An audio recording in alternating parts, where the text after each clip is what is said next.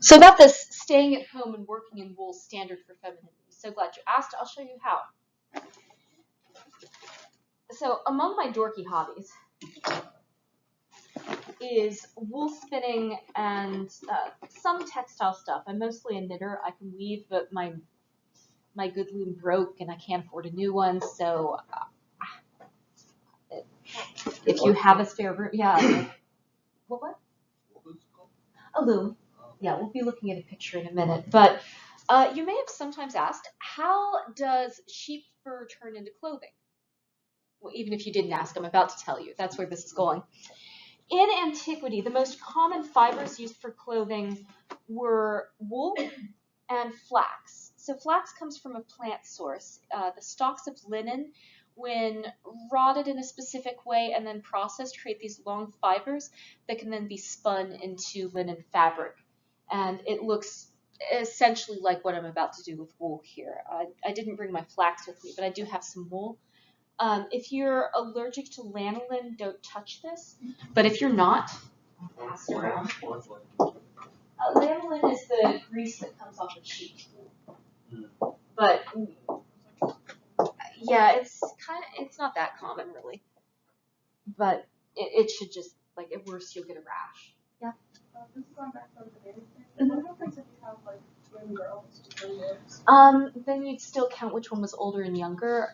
Sometimes if they looked different, you'd be like Octavia Flava, Octavia Fusca. So if you had like blonde Octavia, not blonde Octavia, you could do that. Sometimes nicknames. Like nicknames like Octavia, Octavia. Sometimes they would do that. In fact, like Pokra is the word they use for that, and that's a legit Roman name. They'd often do like Felix too, sometimes happy, lucky, and they do it to give the child some good vibes. Sometimes you get nicknames too that are applied to people. Sometimes they'll hand down family names just willy-nilly. You see this in imperial families a lot, where the women of the imperial family,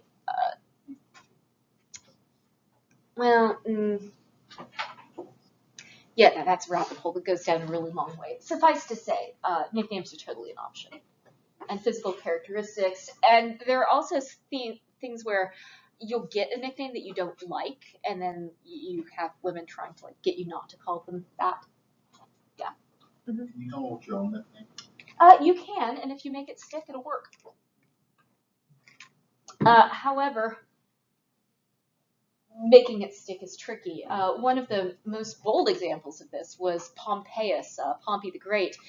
The great thing was his cognomen. He's Gnaeus Pompeius, and then he didn't have a cognomen, so he's like, call me Magnus. Magnus means the Great.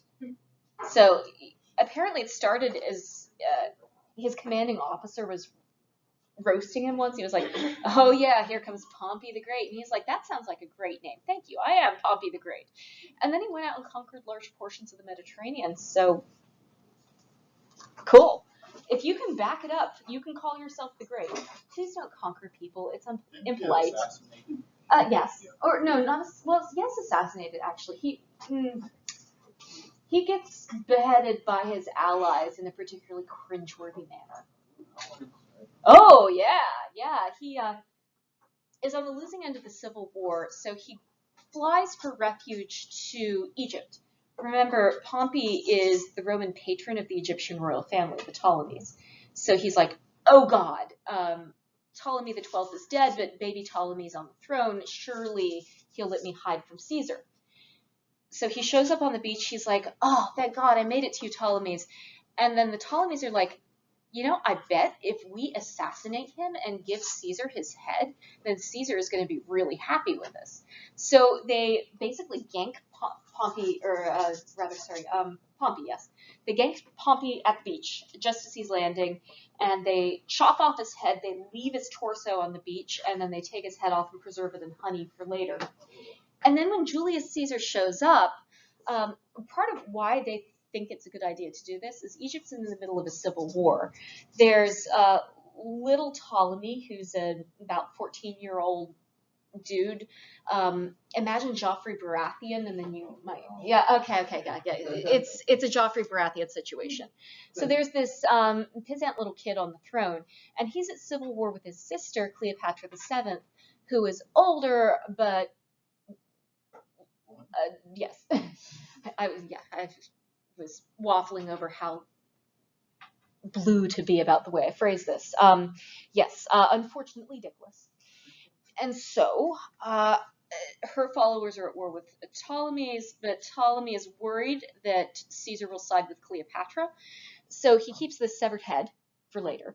And then Caesar lands in Egypt, and then these, now to Caesar's eye, you're a Roman on foreign soil with the family of with family members of a guy who was sponsored for Roman friend status by Pompey. He's expecting himself to be on Pompey's allied territory, and they hand him Pompey's severed head, which to Caesar looks like you murdered your patron and beheaded him, and now you're like bragging. It was a huge faux pas, very much the wrong thing to do. Caesar ends up siding with Cleopatra, who does not sever Romans' heads and present them to Caesar on a platter. This is the way to go. She ends up being the last Ptolemaic queen of Egypt. Yes? Wasn't there a rumor that, Caesar wanted to, make up with Pompey? Yes. Now, some of that might have been propaganda. Part of Caesar's whole MO was that he said, I'm not going to be like Sulla was in his civil war. When Sulla came to power, he kills all of his enemies. Caesar's like, no, if you surrender to me, Caesar, I am merciful, right? That's my brand. Caesar's mercy. So if you come to me begging for your life and forgiveness, I will forgive you, just this once, and I will continue to make you enfranchised in the government. You can still run for office. I'm going to support your tickets. Eventually, a lot of people whom he pardoned are members of the committee that assassinates him. So unfortunately, he kind of ruins clemency for everybody else. But this isn't necessarily a non-toxic form of clemency, because it's a boss power move to be like, I am so awesome, I can spare my damn enemies. That's right, Caesar is merciful, bitches. So part of what he wants to do is formally spare Pompey and to be like, I ended the civil war in friendship. I am a coalition builder. Follow me and be my dictator underlings. He did try for that, but it was harder with Pompey dead. So he had personal and political reasons for being horked off too. Pompey alive was much more useful to him. Pompey's severed head now creates a diplomatic incident, and he's got to enmesh himself in an Alexandrian civil war for a year to get out of it. It's an irritant, but then he gets a closer alliance with Egypt. Right, so about the wool then. So this is some washed but unprocessed wool. It's got a little bit more lanolin in it than this last sample. When it's clipped off the sheep, you can see both the lines, so these are the tips that were the top of the sheep's fur, and this is the part that was the root of the sheep's fur, so the cut marks go here. And before you spin this, see how it's all kind of clumped together, and there's a piece of grass in it, so you have to pick out the pieces of grass, and then you have to align the fibers, because you're not going to turn this into a thread just by doing that. So the way that we do this in ancient Rome is with a wool comb. This is still a form used for combing hair, so this is actually a human hair comb. It's just exactly like Roman wool combs. And then you use this to align the fibers and then to pull them out into a continuous piece of wool that you can kind of see it forming here into a little bit of a tube. I only combed this for a minute, so this isn't well done. But what you eventually end up with is a piece of wool like the one I have here. So see this kind of cloudy texture? So this is this same wool. This is from this bag exactly, this wool just combed now. And it's been pulled into a long piece and then wrapped around this bit of equipment. This is a distaff. You may have heard of them because before the Industrial Revolution, spinning was ubiquitous. Everybody could do it. Everybody had to do it. Every thread that's in your clothes right now on your body, someone would have to make like I'm about to make it now. This meant that clothing was a lot more valuable, and it also gets stolen a lot in antiquity because it's valuable. It's kind of like your iPhone and less like a t-shirt you bought at Walmart for $10. So the distaff holds the fiber before it's a thread, and then the spindle creates twist. So the way that you keep these fluffy fibers from just pulling apart with pressure is by adding twist to the fiber. And you can do it manually, it just takes a really long time. Or you can take a weighted stick, like the spindle, and spin it. This rotating action, plus the gravity from the weight, pulls the fibers tight and thin as the twist is put in. So the twist keeps the fibers from breaking. And once you get pretty good at this, which I'd say I'm decently good at this by now, you can spin a pretty fine thread. This thread I'm leading out, the word in Latin for this is to deduco, to lead out the thread. Pretty darn fine, yeah? Yes? On average, how long does it take to make a shirt? Weeks at best. And a lot of it depends on how many people are spinning. So to provide one weaver with enough thread, you need 5 spinners minimum. And this is why a lot of spinners, mostly women, but men spun too. It's just a very gendered activity. Women were as frequently trafficked for their fiber labor as they were for their sexual labor. And this is why when Lucretia's husband goes to find her in their house, she's staying up late spinning with all of her enslaved women who are also spinning because they have to keep spinning to make enough extra cloth that they can sell it for the extra money. So what I just did there, as your thread gets longer and longer, eventually you're going to run out of room and the thread needs to be put somewhere. So you wind it onto the spindle itself, and that creates a little bobbin. So as I'm spinning, like this blob here on the end of my spindle is the threads that I've spun so far. This is a piece, I've only been working on this for about 10-15 minutes. After about an hour, I can have like enough that my hand has to, almost can't close around it. But that's come with a lot of practice. And this is something I've still been working on. It's one of my extended research projects, is using ancient art to figure out how this process works. So this is also a research demonstration.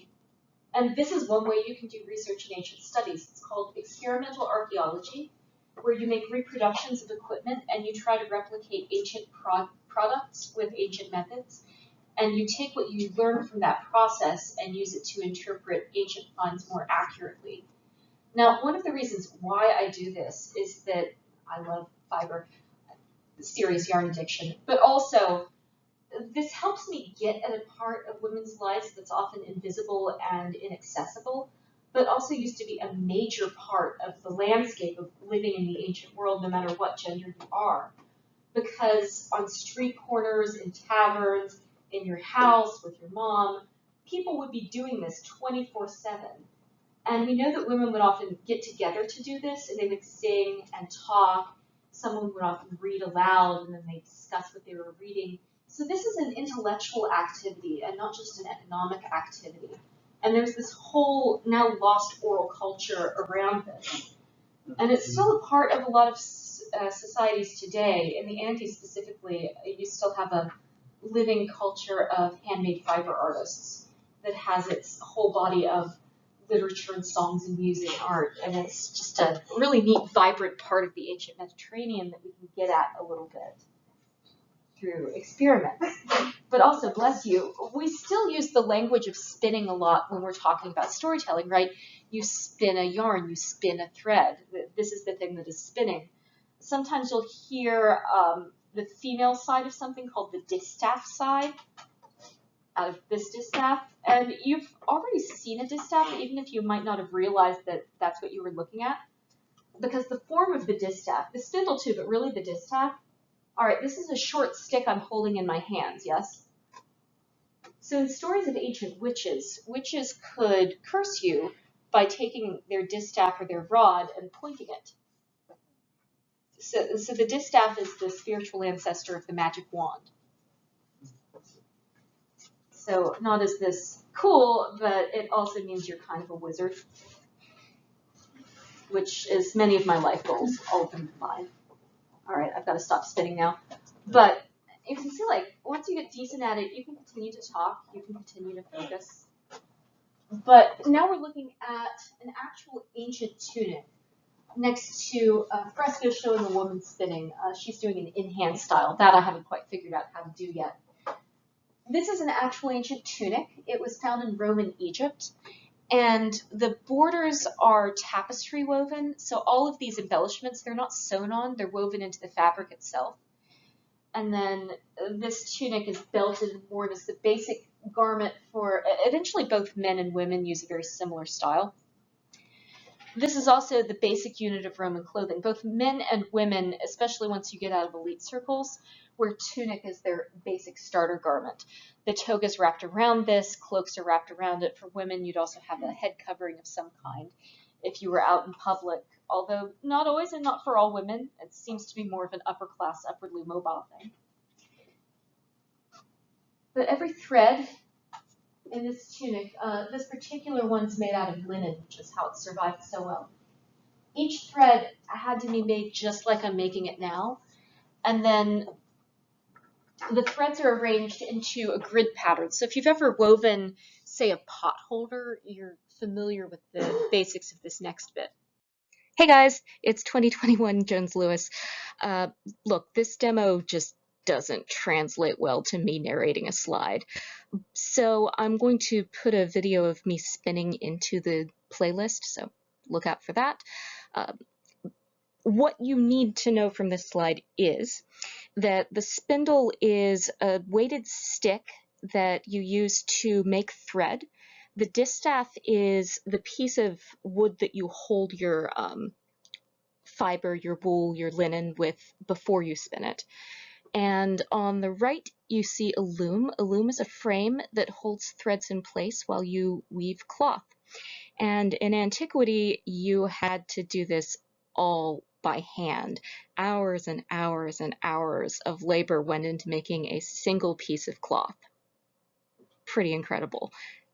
Also a really fun hobby. Ask me how. You don't have to, actually. Yes. Question. How long would it take to spin that? The entire thing in a team, this is something that's an open research question made difficult by the fact that there aren't a lot of spinners at the proficiency level that an ancient spinner would have been. But keeping all that in mind, a recent estimate for a Viking wool sail argued that it would take about 2 months of intensive labor with 20 fiber artists. I would say for a body-sized tunic, if I were spinning it and I had help, say like a team of 5 people, and then the weaving is the fastest part. The spinning is the slowest part. Maybe if things go well, it could take you about a month if you're doing very little else. Now, one of the reasons why some have argued that this is associated with women and women's work is the idea that it's something that is modular. You can pick it up and put it down. You'll sometimes hear this argument, which is why I'm bringing it up, that it's an easy thing to do with kids running around and it's easy to pause it. I thought so too until I had a child. Children do not help. They're really, really unhelpful. They grab your spindle, they throw it, they break your threads. They want a snack when you're in the middle of the thing and you can't stop. And that's before the cats are in the room. When you're weaving also, it's not safe. Like the loom weights are very heavy and a small child could injure their hands. I've had to build a cage around my spinning wheel because my kid keeps sticking his hand in the wheel. So this argument I don't think obtains anymore, but that's something that I wasn't able to argue against until I tried to do it physically. Possibly what's going on here is custom and tradition. This is just a pan-Mediterranean thing where it's associated with women, therefore women end up doing it, therefore it's women's work, therefore gender can be a very closed loop of logic in that way. There might also be something about its reliance sometimes on a lack of mobility. So when you're weaving on the loom, you have to stay in one place in order to operate the equipment. It's not very portable, but spinning is quite portable. And in fact, we find people doing herdsman's work, doing crop watching, that sort of thing. Often they'll spin to kind of keep their hands busy while they're doing something else. So it's not necessarily an unportable art. Where this leaves us in the question of why is this often women's work, as indeed it is. Not every culture in the world, but in a lot of world cultures, fiber craft and cloth making is gendered feminine, sort of. Different cultures divide this at different places, which is why I'm being super hedgy about this. Honestly, we don't know. But here are the clothes that you make with it. These are a couple of reenactors showing Romano-British variants. So this is a cold weather version. This is an actual Mediterranean woman's portrait showing this in a little bit more hot weather, but also more elite fashion.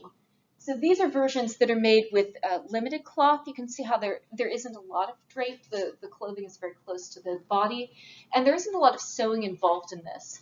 You can make a Roman piece of clothing by taking a sheet, putting 2 safety pins on at the shoulders, and then belting it. Like that's enough. That will make you respectably dressed in public. However, it was felt to be immodest because the side that's open would gap and show your boob occasionally. For some Roman women, this was a feature because you could get at it to breastfeed. But in order to be more modest, the long seam on the side was often sewn shut. However, not everything about the breast is as sexualized for Romans as it is for us. Being able to see a nipple through the clothing was considered a sign of respectability and fertility, fecundity, because one of your duties is breastfeeding or enslaving someone else to breastfeed your kids. So showing off that you had the facilities, as it were, is part of you demonstrating your worthiness as an elite Roman. And that's part of what's going on here with our portrait woman's dress. Then also she has an underlayer. You can't see it as well here, but you can see it with the reenactors. This under tunic that's fitted close to the wrist. The long sleeves we see in northern areas. In southern areas, it's a much shorter sleeve. So that is the tunica, hence tunic, because it's tunic. It's still the same word, just in Latin it ends in A.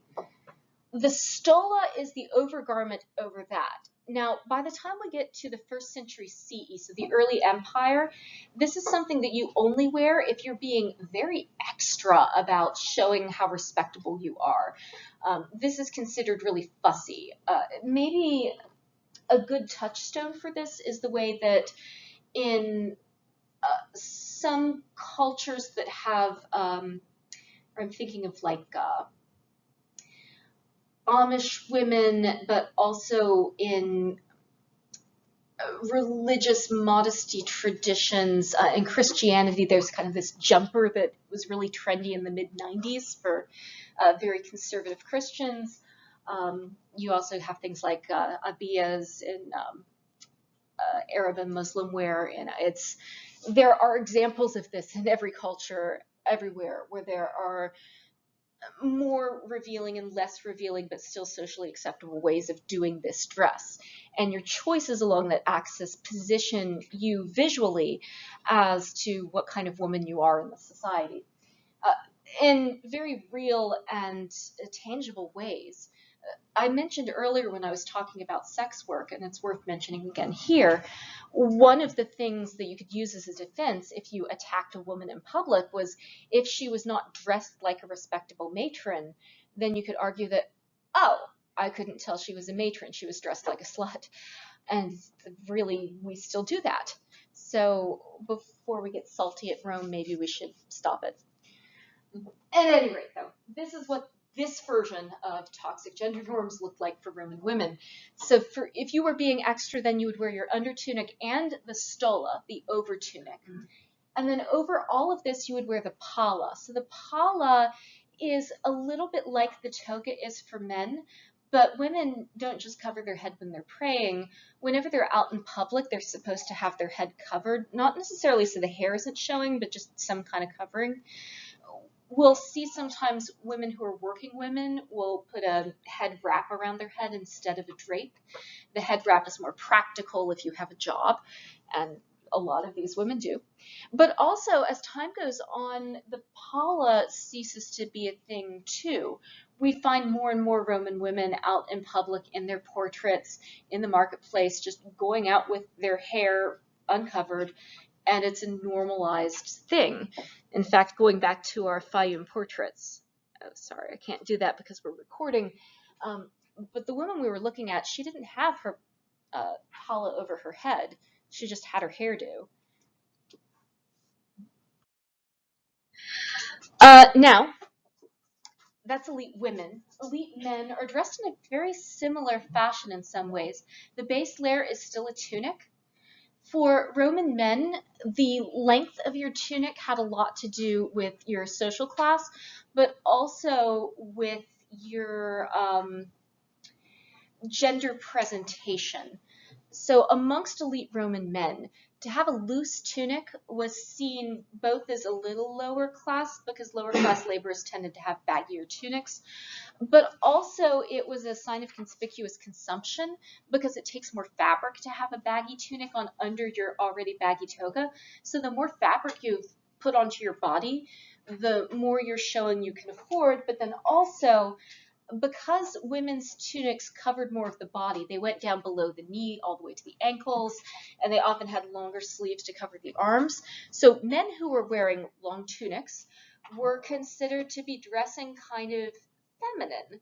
And there was a real social tension around younger men who liked to dress in a Roman metrosexual way, and older Romans who were like, oh my God, you don't look like a man anymore. Your tunic is so long.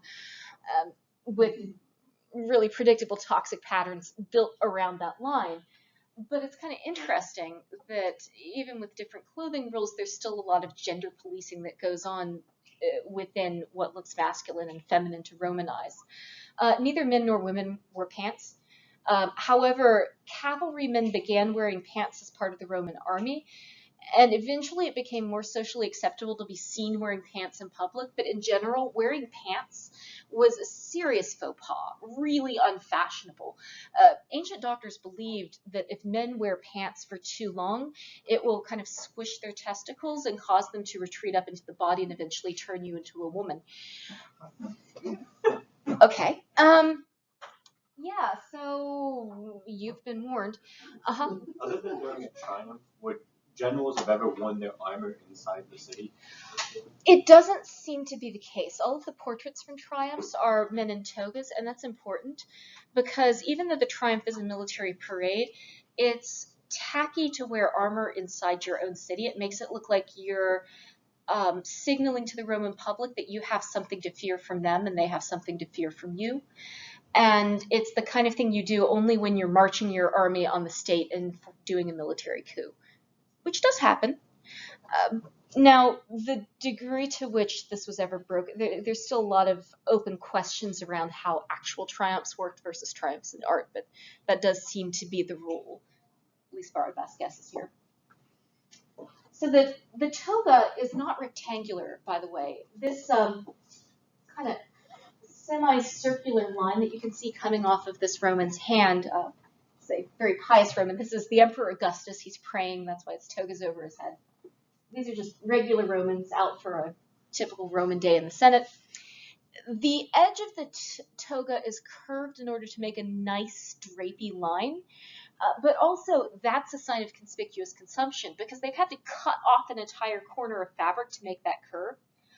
Somebody had to weave that corner of the fabric. You can't really weave a not rectangular garment that easily. So to be able to cut the corners off of your fabric is saying that you have so much cloth that you don't care if you cut the corners off.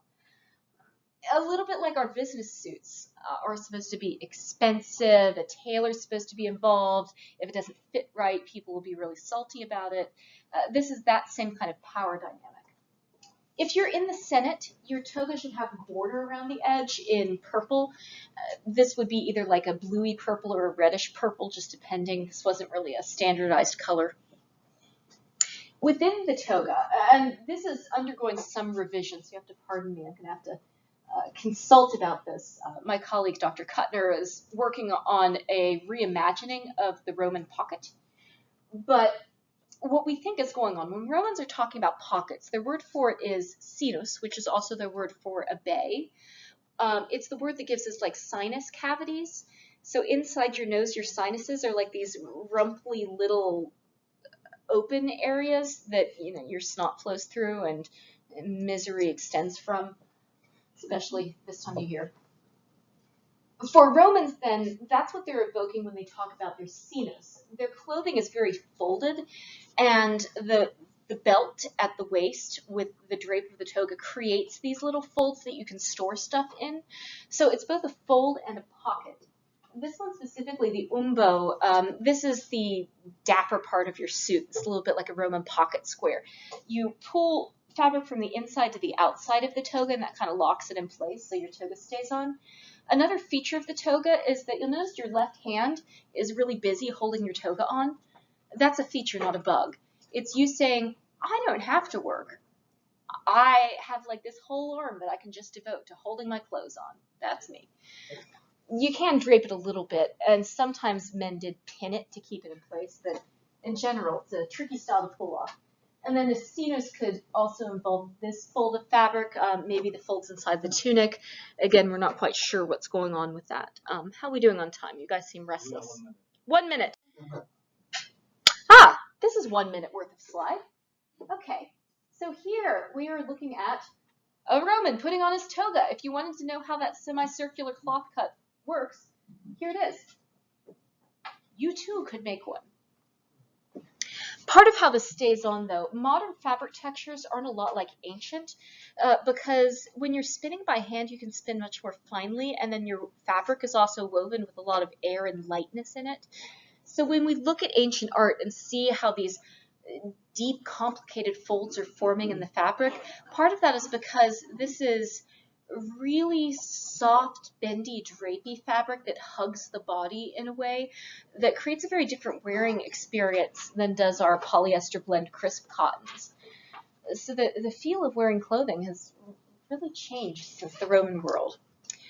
And on that thought, I will say goodbye to you guys. I'm gonna miss you. You're adorable. Take care, be well. Stay classy. And don't die. Don't spread pestilence, and take care of your grown-ups. Hello, classy folks. We're picking up where we left off with today's episode of The Roman World. I hope this finds you well and healthy, and your people healthy as well. So take care, big hugs, solidarity, hang in there, and let's take some time to hang out with the Romans and forget about now, mostly. And then that's enough of my head floating in my PJs. They're very comfy, by the way. Thank you. All right. Speaking of clothing, then, let's talk about underwear. You may have wondered, as some of you asked after class on Wednesday, our last in-person meeting, so if Roman men thought that manly men wear nice short tunics, was that all they were wearing? What's under that tunic? Look no farther. We're going to talk about what's under that tunic. So the word for underwear in Latin, if you ever wanted it, is Subligaria, which is a compound word that means your underbindings or your under apparel. But the binding part of that word is the key here, because the idea was not just to cover your vulnerable bits, but also to provide support, particularly for men, because, well, unpack that and make what you want of it. We're going to start, however, first with women's underwear, because this has the most items to it. So Subligaria are your bottoms, and your fascia or fascia are your top bit. Roman women wore bras, both under their clothing and also as athletic or exercise wear. The word for this, fascia, gives us fascia, which if you take anything medical adjacent, you're probably familiar with. The fascia in anatomy are the fibrous tissues that contain your abdominal cavity and the different bits of your abdominal organs. They keep them somewhat separated from each other. That medical term comes from the Roman word for bra. So the next time you're looking at medical terminology, use that in good health. Really, though, it's better translated as a binder because this is meant to control bounce in the same way that wrapping your chest in an ace wrap does. It's compression, minimization. Romans, although they did, when they were having body norms for women, they thought that perkiness was a plus. They didn't necessarily think that size was a plus, which meant that for Roman women conforming to Roman body norms, they would often try to minimize their chests with tightly wrapped fascia. And of course, this applies too towards people with male bodies who are trying to dress more femme. That happened in the ancient world, and this is how that would work.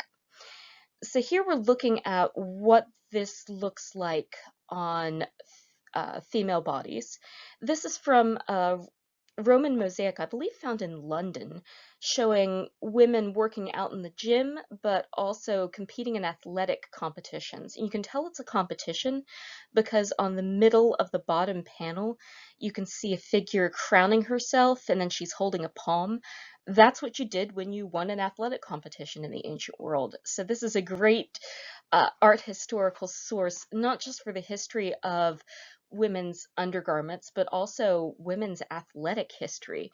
Here's some competitive female athletes doing their thing, and also sporting female athletic wear. Now, this is a society that doesn't have spandex, and knit fabric hasn't been invented either. So to get something that's stretchy and conforms to your body, but also doesn't deform in water, you need to pick specific materials. So linen kind of gets you there. It doesn't stretch as badly as wool does. Wool sags almost immediately as soon as it gets wet. And because athletic competitions are happening in sweaty arenas or inside bathhouses where it's very hot, very humid, and you're bathing as part of your exercise routine, you want something that's going to fit you when you're wet as well as when you're dry. And this is where leather comes in. And that's the item in the upper left-hand corner, that kind of sad, stringy looking thing that's a little bit worse for wear. We're looking at the bottom up view of a Roman, sometimes they'll call it a bikini bottom, which, okay, is fair, I guess. So right now you're looking at the leg holes, and then the strings at either side would tie the bikini at the hip. So this is a minimalist version of Subligaria for women. There probably were male versions of this too, but this is a super rare find. I don't know that we have another one. This was dug up from a section of the Thames River in London, where it's an anoxic anaerobic environment. So organic remains like leather and wood are preserved especially well in Britain, other bits of Northern Europe too. Peat bogs do this as well. So we get remains there that we don't get anywhere else. Similarly, most of our Roman cloth comes from hot, dry areas like Egypt, North Africa, modern day Syria, Jordan. These very dry areas preserve fiber well, especially linen and wool, but things like wood and leather crack and dry rot. Makeup and cosmetics. Here I'm focusing on cosmetic culture as it applies to women and people who are presenting as femme in the Roman culture. Roman men do seem to have worn cosmetics too, more openly or closeted, depending on how comfortable they were with being in Roman men did makeup shame other Roman men who wore makeup openly. So this is a gendered boundary that's policed heavily, but we do know that some Roman men did indeed wear makeup, for all the reasons that modern men wear makeup, to cover up stuff that they don't want people to see, to optimize their appearance, to look sexy, to get a specific aesthetic. It's an art form. But I'm going to go with a femme default here because that's what we have the most information about. Ancient authors are much more willing to tell us about women's makeup and how that intersects with beauty standards.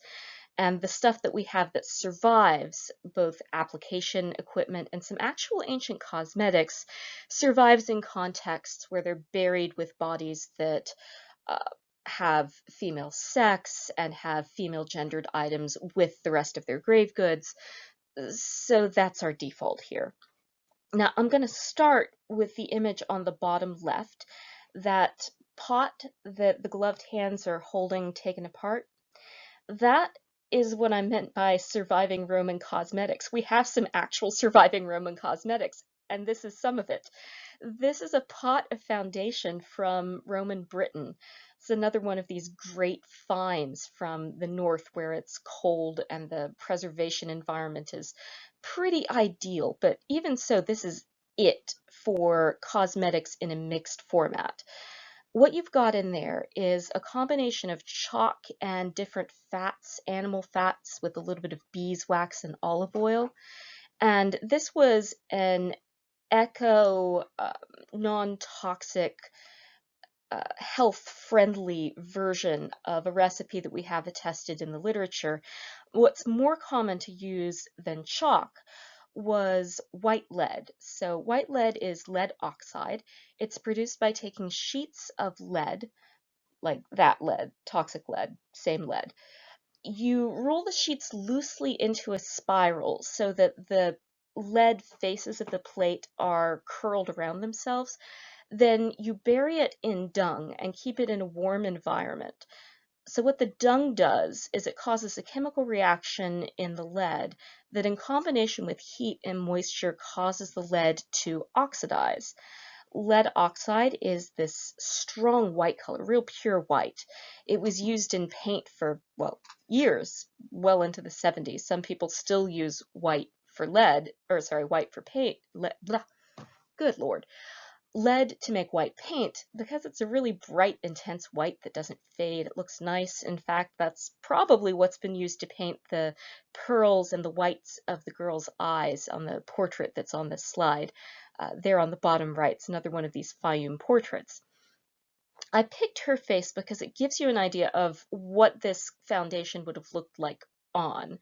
So this isn't meant to be a foundation color that is the face color that you're supposed to get from it, right? You're not literally painting yourself that stark white. Rather, it's meant to make you look nice and sun deprived. It's supposed to lighten your skin a little bit, a couple of values, so as to offset the contrast with your hair and your eyes. We're talking about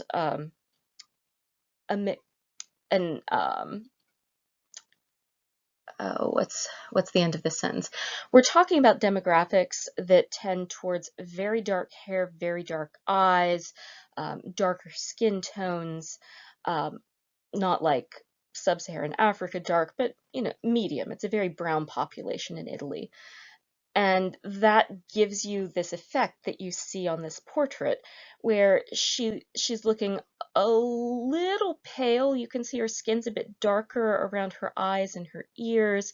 And then there's this real fine gloss to the finish.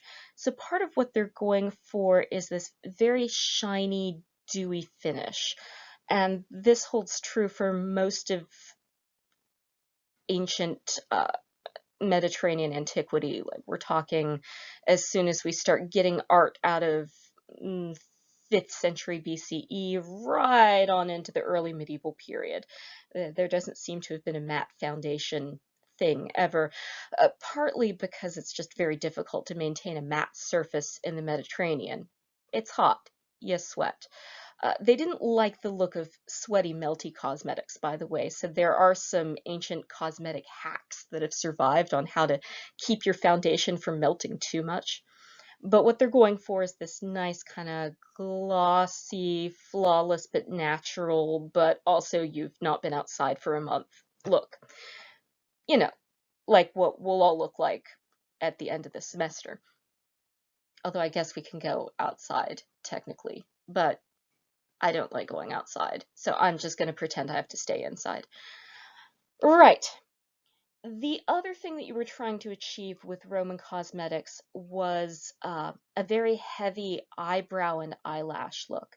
Now, this particular person isn't showing us the full-on fashionable unibrow. This kind of comes and goes in the Roman world.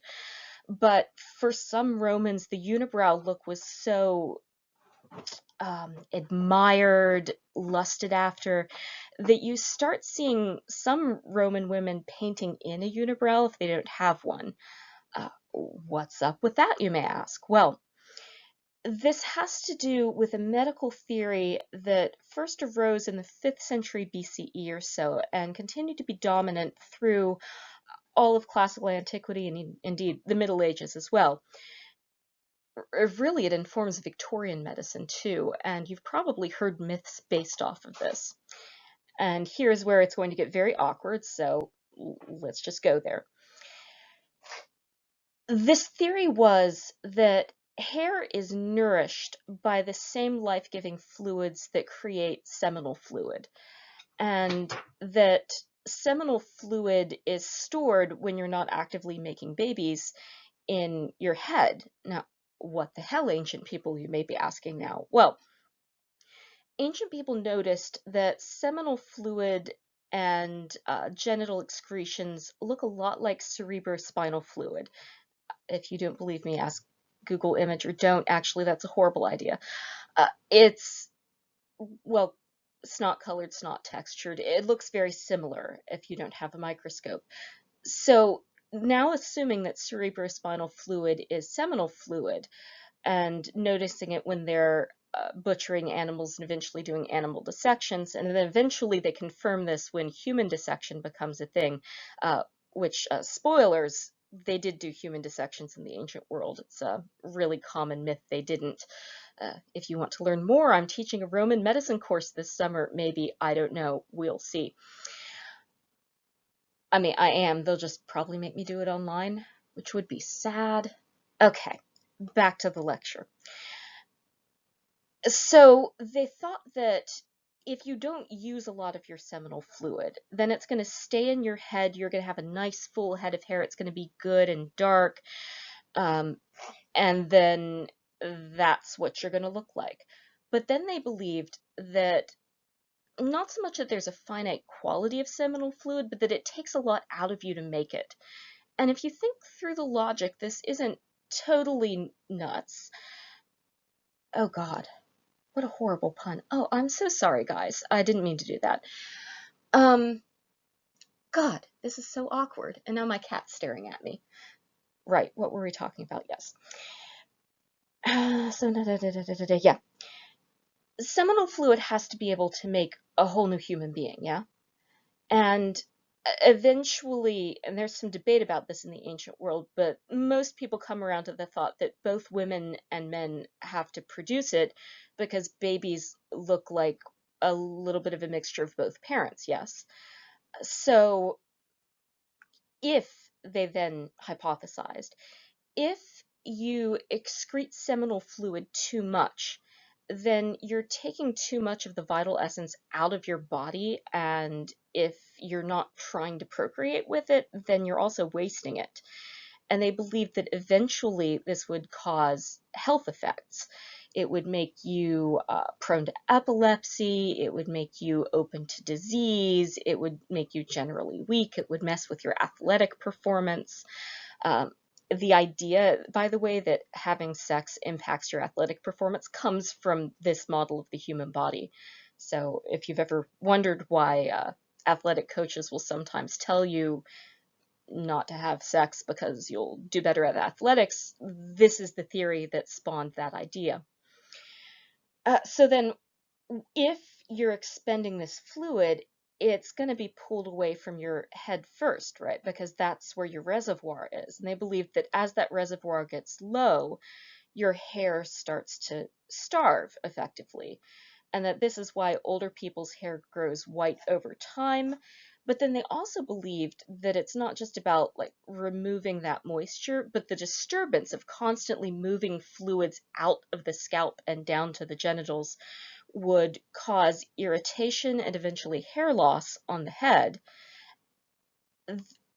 Interestingly, and as a side note, they believed that seminal fluid in its journey from your head to your genitals would collect in underlying areas, which is why with adolescence you start growing armpit hair and pubic hair. They thought that your seminal fluid was now starting to flow, so it hadn't been going to your genitals before, but now it's going there, so it's getting stuck in the armpits and it's growing in your crotch. This is also, by the way, the source of the idea that if you masturbate, your hands will grow hair. That's from this scientific theory. For something that was debunked, actually, it wasn't debunked as soon ago as you think. Like, some of this stuck around until the late 1800s, early 1900s. They were still selling anti-masturbation devices to keep you from draining your essence. Like, you could get it in Sears Roebuck. It was this whole thing. Like, ask Google. It's amazing and only moderately relevant. So, you may ask, Dr. Jones-Lewis, why are you talking about this awkward topic? I thought we were doing cosmetics. Well, here's the take home.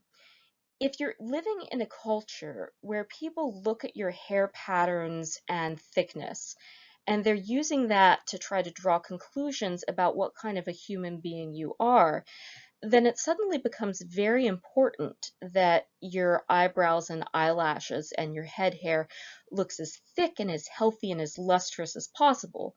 Because this is a culture that, both for men and for women, but especially for women, has some very strong norms about um, how good it is to control yourself sexually and how harmful it is not to check yourself. And this isn't just for women, too, for men as well. We saw this dynamic a little bit in the Pseudolus. Carinus, his sexuality was less stigmatized perhaps than female characters, but he was still being laughed at in that play. We weren't supposed to look at him and his runaway libido and think, yes, I want to be like him. So for men too, they would get very self-conscious about hair loss, and this was one of the situations in which hair pieces would be used in the ancient world. Similarly, men would try to dye their hair darker. They'd try to tint their scalps so their baldness wasn't as noticeable. And they didn't have comb overs, but they had comb forwards. So instead of combing your hair sideways to cover balding patches, you would instead comb it from the back of the head forwards. And if you look at Roman hairstyles for men, you'll see a lot of men with this kind of combed forward look going on. And this had a tendency to fail critically in wind. So much so that Julius Caesar, who started going bald very early and also had a reputation as a massive horn dog, he was very self-conscious about this. And one of the reasons he was alleged to have gotten the Senate to give him permission to wear his wreath at all times, he had this wreath that was given to him as a military award, he would wear it to keep his comb-over in place. And people made fun of him mercilessly, which is not okay. I mean, yeah, he's a war criminal, so you can make fun of him for that, but not for his hair. Your hair is your hair.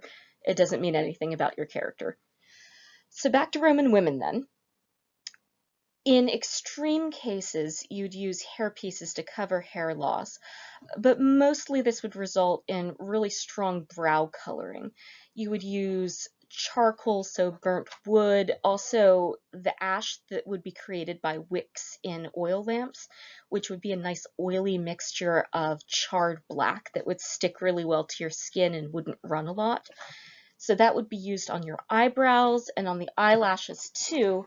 And then you would also stiffen your eyelashes with egg whites. Actually, know this from Pliny the Elder, and eyelash curlers were a thing too. You would apply this using a long stick, and then you would dip that into your cosmetics, which often you'd keep in solid form, and then you'd grind it, add fat, and then apply it fresh. When you bought cosmetics, you tended not to buy them in fresh form, which is why that foundation pot is such an unusual survival. That's just a little bit mixed for personal use. That kind of thing wouldn't be the way that your cosmetics were stored. So finally, if you or someone else is putting on your makeup for you, you do it looking into a mirror, and there's an example of a mirror in the top right. Now, these mirrors weren't fine enough that you could see yourself really well, so you'd have someone else do your hair and makeup. And as with any other kind of labor in Rome, this quickly became something that enslaved people would do. It was, in some ways, a prestige position. Ornatrices was the word for it. So ancient Roman hairdressers could get favorable deals on freedom. They had a skill set that they could use to make a lot of extra money, but it was a really hazardous profession because there's no workplace protection from violence and abuse, so that if your client is unhappy with how the hairdo is going, they can beat you and there's nothing you can do about it. And since you're working with needles, your client has needles to hand, and we have a lot of literature that talks about Roman hairdressers getting stabbed with hair needles and poked with eyeliner applicators. It was just a hazardous kind of toxic situation. So tip your hairdresser. They deserve your kindness. Oh, yes, good. Here are more cosmetic equipment things. At the top right, there's this pot with these little tablet kind of things. This is what your foundation looks like before it's mixed. So these are little tablets, in this case of white chalk. We also find these with lead and chalk mixtures. Often there's cinnabar and red iron oxides to make blushes and lip tints, and eye makeup too often was done with a red shade. Blue eyeshadow is a thing too. So these tablets you would crush with a mortar and pestle, and then you'd add your oils and your fats to make it the consistency you want. And this you could customize to your skin type and your desired appearance. On the top left is a manicure set. So that the needle there that's, sorry, my cat just knocked my water bottle onto my, gosh darn it, Kato. Yes, you're very cute, thank you. What were we talking about? Manicure set. The long needle kind of thing is what you would be using to apply your eyeliner and to fix the fine lines on your eyebrows too. You could also use it in a pinch to part your hair and to do small repairs, but mostly you just use that as an applicator tip. Next to it are tweezers. You would use this not necessarily to pluck your eyebrows, although plucking and shaping brows was a thing. Not necessarily facial hair for women either, although sometimes yes. But more to the point, Roman beauty standards held that Roman women should be hairless everywhere except for their head. And this is where that hair theory and body shaming intersect in a particularly cringeworthy way. So you were expected to keep your legs waxed and your armpits plucked, and also your bikini area, that too. It was done with a combination of sugar and beeswax, but also you'd have people pluck the fine hairs just to make sure that you get everything. This was often done as a fertility treatment. If women were having trouble conceiving, often they would have all of their pubic hair removed under the idea that their pubic hair must be sucking up the extra moisture and the extra seminal fluid. So if you remove the hair, then that hair is not going to eat all of your baby making squishy. So it'll actually go to making a baby. What this meant in practice was that one of the reasons why people would be so mad at their hairdressers and body carers was that they were ripping out their hair, and it is very uncomfortable, as any of you who have tried it can attest. And it wasn't just women who were doing this too. Men before athletic competitions, or just as a matter of personal grooming and manscaping, would have their hair removed, all of their hair, pubic hair included, but backs, chests, beards were also removed for large portions of Roman history. Eventually, beards become stylish. That's in the 2nd century CE. Hadrian makes it popular, and then Movember lasts for the next couple centuries or so. But before then, you would shave with a razor, but ancient razors don't hold an edge very well, so you'd also have it singed off with hot rocks or with coals. There's stories of places where people would go to get their hair plucked, and ancient authors describe them as sounding like uh, a portal into Tartarus, the part of Hades, the underworld, where the souls of the damned are being tortured, because they're just screams in pain. And well, you can imagine, if you've ever listened to somebody being waxed, it's uncomfortable. But if you've ever wondered how long hairless beauty standards have been a thing, well, the Romans bought into it really heavily, and it's just putting it out there. It's never necessary. It's not any more hygienic. Keeping your beard trimmed can somewhat control the pass of pathogens to people you kiss or have close contact with, but essentially you're doing more harm than good by removing your body hair. So, you know, if you want to keep it, more power you. All right. Below on the left is a Roman cosmetics palette, a particularly well-preserved one, and one of the rare examples that includes a brush. So this particular brush, if you've ever tried to put on makeup, you know that this isn't a great brush for doing eyeliner, that it's too thick, it's not going to hold a good point. Instead, you use the pointy metal tip to apply the fine lines. What the brush is for dusting powder onto the eyelids, for applying cinders to your eyebrows, and then that bronze palette thing. So the dimple is where you'd put the oils, and then you would put in little amounts of your powdered cosmetics that you just freshly ground.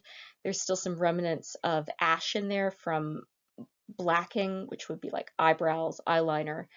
And then on the edge is this flip out palette structure that's made out of stone, because stone does a really good job of providing a mix between slipperiness and traction when you're mixing and holding liquidy cosmetics.